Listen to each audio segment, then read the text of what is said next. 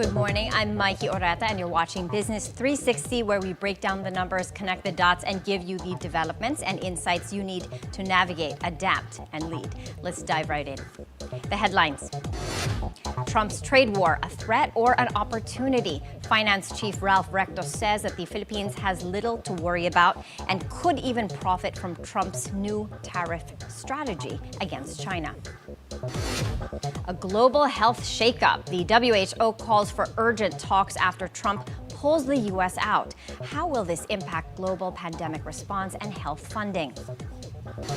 And later in the show, how will Trump 2.0 impact the Philippines? Ambassador Babe Romualdez joins us live from Washington, D.C. to break down what Trump's second term means for trade, investments, and millions of Filipinos in the United States. Let's take a quick look at how financial markets performed overnight. Wall Street closed higher Tuesday as investors reacted to Donald Trump's first actions as U.S. president. The Dow Jones Industrial Average up by 1.2%, S&P 500 up by 0.9%, and Nasdaq higher by 0.6%. Brokerage firm Goldman Sachs even lowered its estimate of a universal tariff this year, now at 25%, down from 40% in December.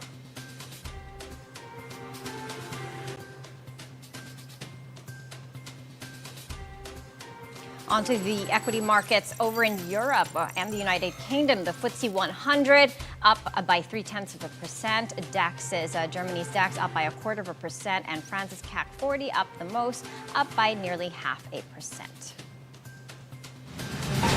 Here at home, Finance Chief Ralph Recto says U.S. President Donald Trump's proposed tariffs on China are not a major concern for the Philippines. In fact, Recto believes that they could even benefit the country as companies look for alternative manufacturing hubs in the region. But he admits that uncertainty remains as higher tariffs on China could push up global inflation, potentially delaying rate cuts in the United States, which could impact the monetary policy here in the Philippines. Recto also points out that Trump's trade strategy may target countries with high trade deficits, a category the Philippines does not fall under. Latest data from the Philippine Statistics Authority shows that the Philippines maintains a trade surplus with the United States, with exports reaching 11 billion as of November 2024, compared to 7.5 billion in imports. With the global trade landscape shifting, businesses and exporters are closely watching how Trump's policies will unfold in the coming months.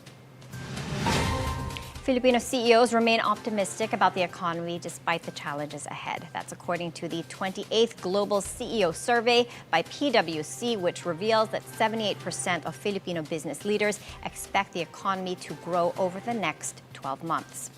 Meanwhile, 9% believe GDP growth will stay the same, while 13% anticipate a slowdown. Despite strong confidence, business leaders flag a shortage of skilled workers and rapid technological disruption as key challenges moving forward. With CEOs showing strong optimism, the big question now will this confidence translate to more jobs and investments and stronger business growth in 2025? Now that question remains. In other news, Senator Raffy Tulfo is calling for a total deployment ban of Filipino workers to Kuwait following the recent deaths of 2 Filipinos and continued reports of abuse by Kuwaiti employers. This comes amid growing concerns over the safety and welfare of over 200,000 Filipino workers in the Gulf state, many of whom work as domestic helpers. The Philippines has previously imposed deployment bans to Kuwait due to similar incidents, including the high-profile case of Joanna de Mafales in 2018. Agatha Gregorio has the details. Senator Raffy Tulfo calls for a total deployment ban of domestic workers to Kuwait. Tulfo says he would prefer the loss of jobs over the loss of lives. There's so many countries who will be more than happy to receive our workers. Singapore, Hong Kong, ang dami na kung saan hindi minamaltrato yung ating mga OFWs. Dito sa Kuwait, paulit-ulit na lang, and yet para tayong pinagpipilitan natin ang ating mga sarili na i-push sila doon. We feed them to the lions.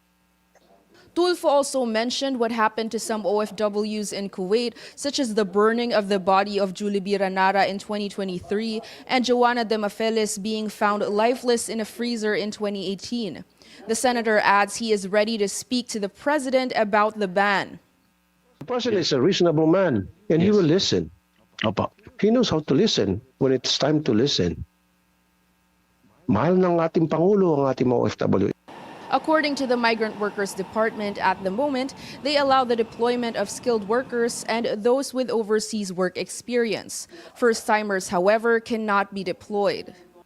During the hearing, the DMW asked for 1 week to work on this proposed ban. Tulfo also said that employers in Kuwait should undergo neurological screening before hiring OFWs. Agree po ako sa inyo. There should be some screening, psychological screening, or a level of determining whether qualified yung employer. At kung dadagdagan ko pa, Mr. Chair, yung briefing na binabanggit ko po, tama kayo, hindi lamang yan sa side ng ating kababayan. Dapat meron ding pre-employment briefing ang employer. Exactly. Kaya't haharap siya. Bago pa man umalis, haharap siya sa ating labor attaché o migrant workers office. DMW Secretary Hans Kakdak added the place of work of domestic workers from overseas undergoes spot inspection in Singapore, but this is an initiative of the Singaporean government. According to Foreign Affairs Undersecretary Eduardo de Vega, the ban could be used as leverage so the same system could be implemented in Kuwait. As a diplomat, so alam natin kailangan malakas ang negotiating chip natin bago natin masabi sa Kuwait na i-require namin ng mga citizens nyo dadaan dyan. 2018 na may labor agreement na eh.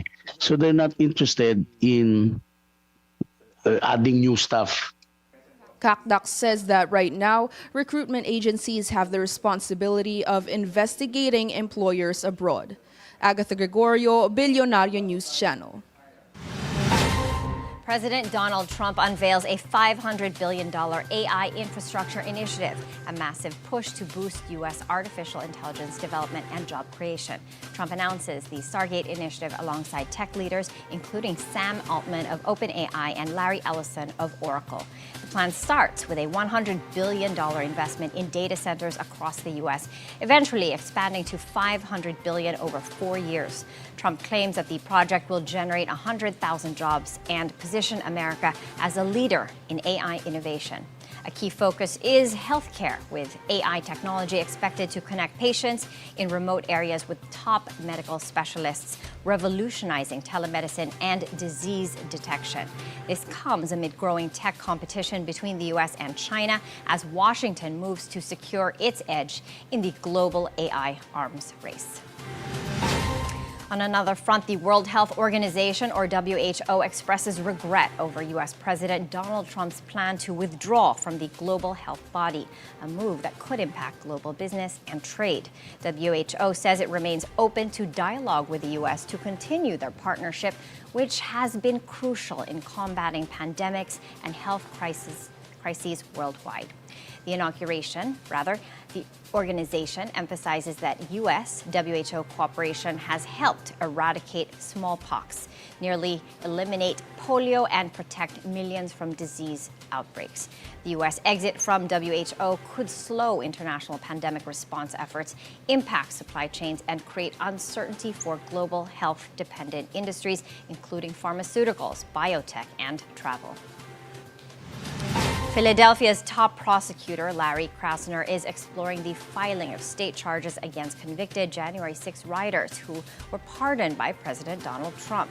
Presidential pardons do not cover state offenses, but there would be significant legal hurdles for any state prosecution to move forward. During the first Trump administration, some efforts to charge allies like Paul Manafort in state court were rejected by judges because of the Constitution's protections against double jeopardy. Krasner said that he is examining whether there is a legal path to file state charges against January 6 convicts who assaulted police or conspired with far-right extremist groups. His office is reviewing federal charging documents to see what conduct may have been left out and not covered by the pardons. To the extent the federal government, the federal charging encompasses everything we're talking about when this argument probably fails, but I am very doubtful that it encompasses everything that we're talking about, Krasner told CNN in an interview.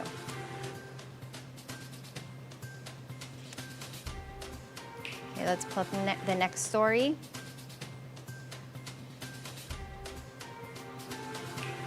Now, the legal battle heats up over Trump's order to end birthright citizenship, with over 22 Democratic-led states and civil rights groups filing lawsuits to block it. Massachusetts Attorney General Andrea Joy Campbell says the policy, if upheld, could strip more than 150,000 children born annually in the U.S. of their citizenship rights. Birthright citizenship ensures that children born on U.S. soil are automatically citizens, regardless of their parents' immigration status. But under Trump's order, children of undocumented immigrants would no longer qualify, sparking outrage and constitutional changes. My family was in bondage in this country, and the 14th Amendment was essential in guaranteeing them rights. I'd like to feel secure knowing that those rights continue for all Americans going forward. This move could affect labor markets, immigration policies, and foreign talent. That foreign talent pipeline, especially in industries reliant on immigrant workers. Having some tech issues here, but let's pull up. Okay, all right. Donald Trump is officially back as the 47th president of the United States, marking a historic return to the White House. In his inauguration speech, he renewed his America First agenda, focusing on trade, immigration, and foreign policy. This raises big questions for U.S. allies, including the Philippines, which relies on strong trade, investment, and security ties with Washington. What can we expect from Trump's second term? Will his policies impact Philippine exports, BPO jobs, and the millions of Filipinos working in the United States? Joining us now from Washington, D.C. via Zoom to help us break it all down is the Philippine ambassador to the U.S., Babe Romualdez. Ambassador Romualdez, thank you for being here with us. Hey, thank you very much, Maiki. How are you? Okay, I'm good. Good to have you, especially after the inauguration. We want to get your thoughts on that. You were present at that event. What were your initial thoughts following Trump's speech? Well, obviously, it was, I would say, not revealing in the sense that he's been talking about what he was going to do to make America great again. But what's important is that he really was very emphatic about the issues why he won, which is basically the immigration policy, and also to make the United States much stronger and respected all over the world by now telling those that are taking advantage of the United States, as he says, will be dealt with in terms of higher tariffs and so forth and so on. But generally, I think the euphoric feeling in Washington, D.C., because of the number of his followers that have come to Washington, clearly shows that the president enjoys a very, very high acceptance, including, I'm told, by some of the Democrats who did not vote for him. Yeah, you touched on that. Can you expound on that, Ambassador Romualdez? The mood on the ground. Republicans control both chambers of Congress, and they want to do a lot, but they're also coming into odds with the Democrats. What is the mood on Capitol Hill right now, given all of this? Well, like I said, the mood is because of the victory of President Trump.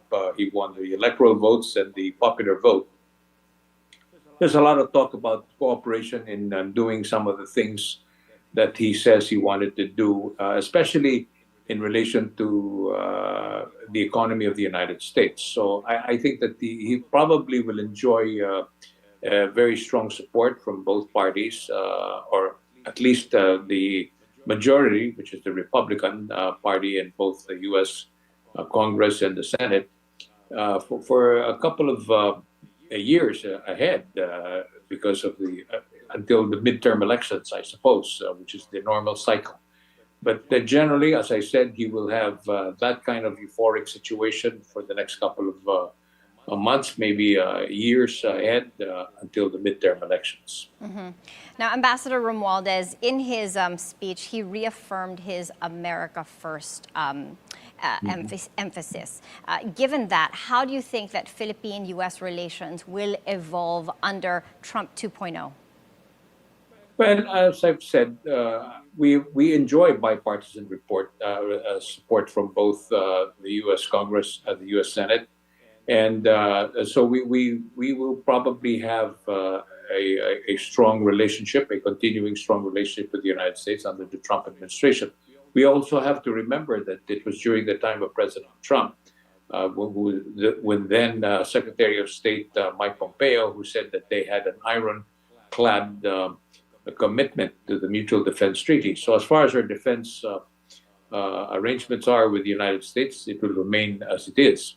It is really the economic part where we will have some challenges, but the way I see it, as spelled out by Secretary Recto, we don't have a very large imbalance of trade with the United States. In fact, there are going to be opportunities that will be open for us because of the changes that will take place during the Trump administration as far as China is concerned.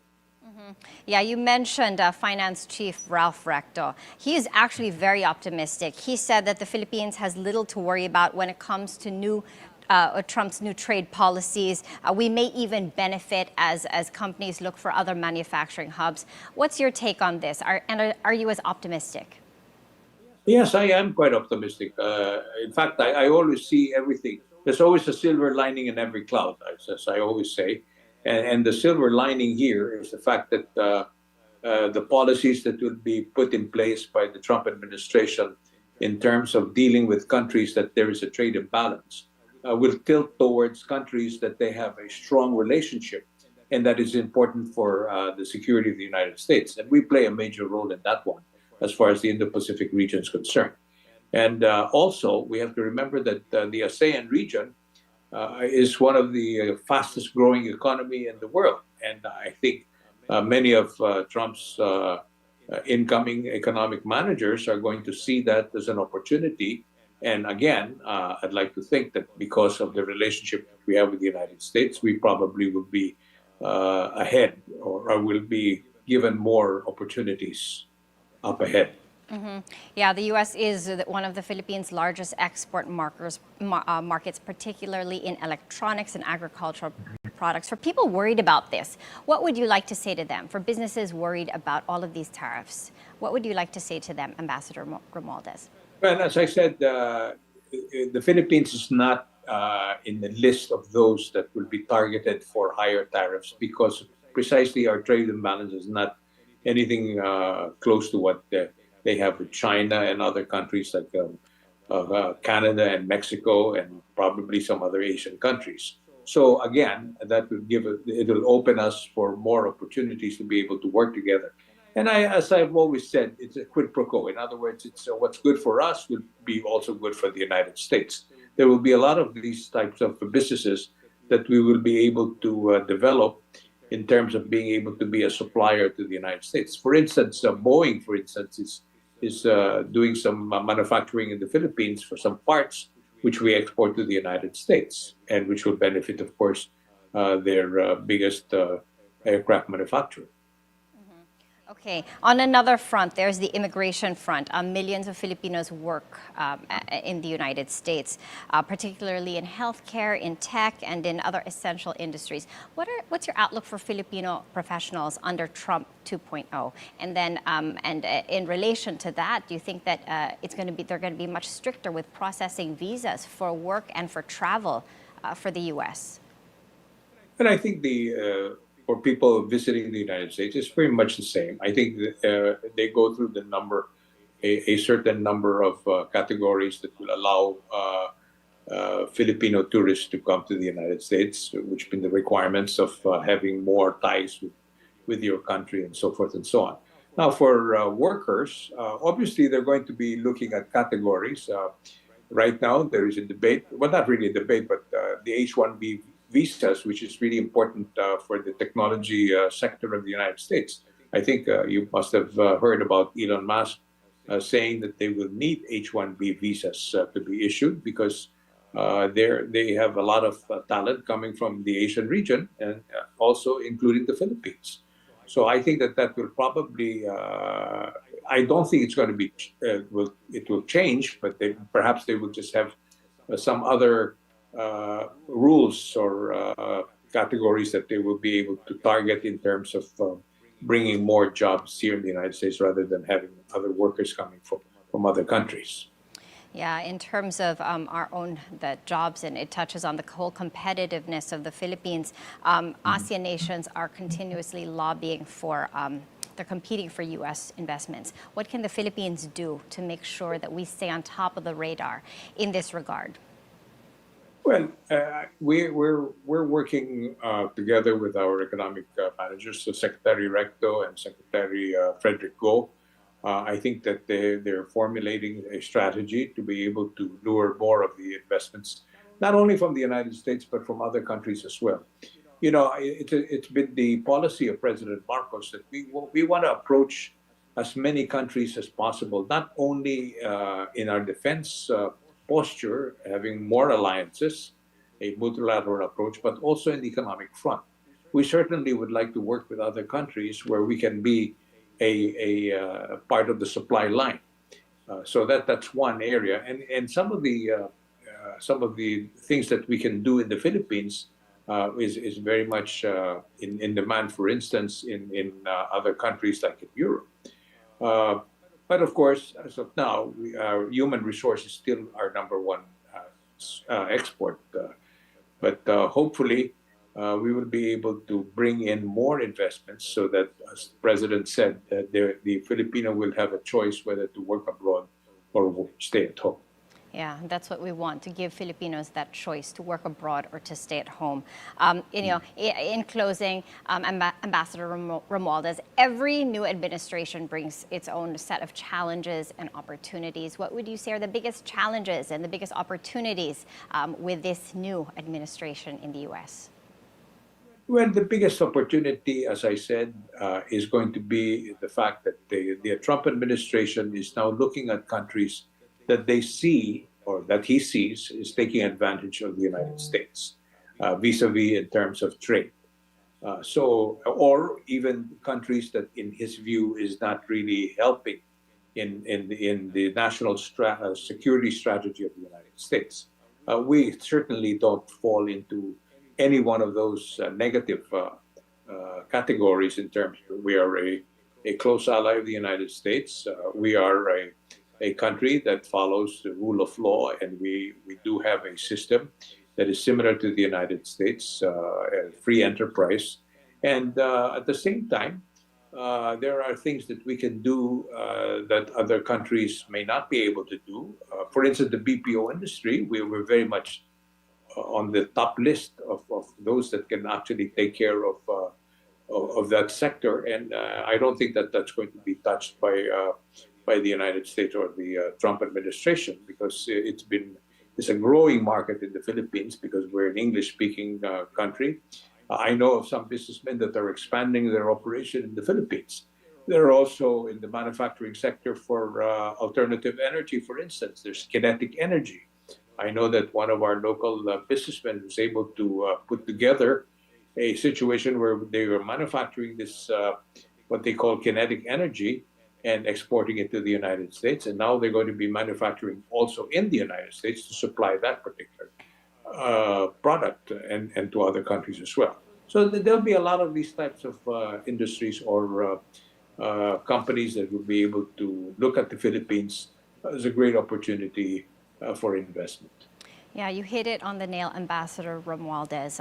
There are a lot of things that Filipinos can do that others cannot, and we are a growing market. So thank you for your time this morning, and thank you for talking to us post-inauguration. We'd love to check back with you in the coming weeks or months as this new administration takes shape. Thank you, Ambassador Babe Romualdez. Thank you. Thank you, Maiki. Thank you. We're taking a quick break. Please stay with us as we dive deep into the numbers and the narratives that matter most to your bottom line.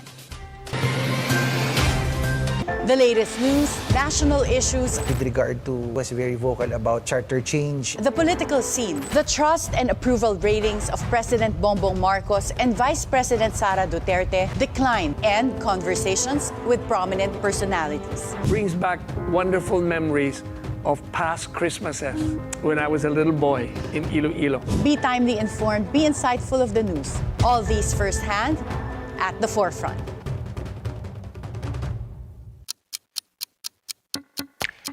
At BNC, 12 noon doesn't mean break. We're always ready to give you the latest news. Join Maya Rodriguez delivering fresh news for you. Price of diesel will increase by $1.45 per liter. Field of flowers cover the square in front of St. John Church. Vendors we spoke to here in La Loma say sales are up this year. News feed at noon, only here on BNC.